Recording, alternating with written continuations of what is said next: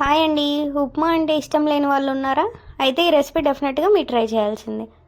ఒక్కసారి నా స్టైల్లో ఈ రెసిపీ ట్రై చేసి చూడండి, మళ్ళీ మళ్ళీ ఉప్మానే కావాలని చేయించుకొని తింటారు. మార్నింగ్స్కైనా నైట్కైనా పర్ఫెక్ట్ బ్రేక్ఫాస్ట్. మీరు ఒకసారి ఈ రెసిపీ ఎలా చేయాలో చూసేద్దాం రండి. ముందుగా ఒక పాన్ పెట్టుకొని అందులో 1 టేబుల్ స్పూన్ గ్రౌండ్ నట్స్, అందులోనే 1 table spoon cashews, 1/2 table spoon నెయ్యి వేసుకొని బాగా ఫ్రై చేసుకోండి.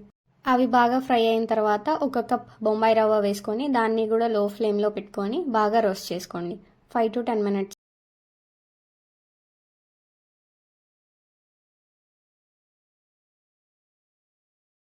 రవ్వని కలుపుతూ బాగా రోస్ట్ చేసుకున్న తర్వాత ఒక ప్లేట్ తీసి పక్కన పెట్టుకోండి.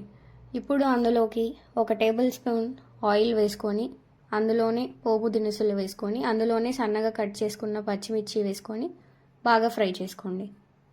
మీకు కావాలంటే అల్లం కూడా వేసుకోండి, నేనైతే వేసుకోలేదు. ఇప్పుడు సన్నగా కట్ చేసి పెట్టుకున్న ఒక ఆనియన్ని కూడా అందులో వేసుకొని బాగా ఫ్రై చేసుకోండి. ఆనియన్ కూడా ఫ్రై అయిపోయిన తర్వాత కొంచెం కరివేపాకు, అలానే 1 టొమాటో సన్న ముక్కలుగా కట్ చేసి పెట్టుకుని వేసుకొని అందులోనే రుచికి సరిపడా ఉప్పు వేసుకొని మూత పెట్టేసుకోండి. ఒక 5 టొమాటో బాగా మగ్గిపోయిన తర్వాత ఇప్పుడు అందులో చిటికెడు పసుపు వేసుకొని బాగా కలుపుకొని మళ్ళీ టొమాటో సాఫ్ట్ అయిపోయేంత వరకు మగ్గించుకోండి. ఇప్పుడు అందులోనే 1 కప్ రవ్వకి 4 కప్స్ వాటర్ వేసుకొని బాగా కలుపుకొని ఒకసారి ఉప్పు అడ్జస్ట్ చేసుకొని మూత పెట్టి వాటర్ని రోల్ బాయిల్ అవ్వనివ్వండి. కొంచెం నెయ్యి వేసుకొని లిడ్ క్లోజ్ చేసి మరిన్ని ఇలాంటి రాయలసీమ రెసిపీస్ కోసం మన రాయలసీమ కిచెన్ని సబ్స్క్రైబ్ చేసేసుకోండి. అలానే ఒకసారి ఈ రెసిపీ ట్రై చేసి మీకు ఎలా వచ్చిందో కామెంట్ చేయండి. వాటర్ ఇలా రోల్ బాయిల్ అవుతున్నప్పుడు మనం పక్కన పెట్టుకున్న రవ్వని కొంచెం కొంచెం వేస్తూ కలుపుతూ వేసుకోండి. ఎందుకంటే ఒకసారి రవ్వ మొత్తం వేసేసుకున్నారంటే రవ్వ మొత్తం లమ్స్ ఫామ్ అయిపోతుంది. సో కొంచెం కొంచెం వేస్తూ మిక్స్ చేస్తూ ఉండండి.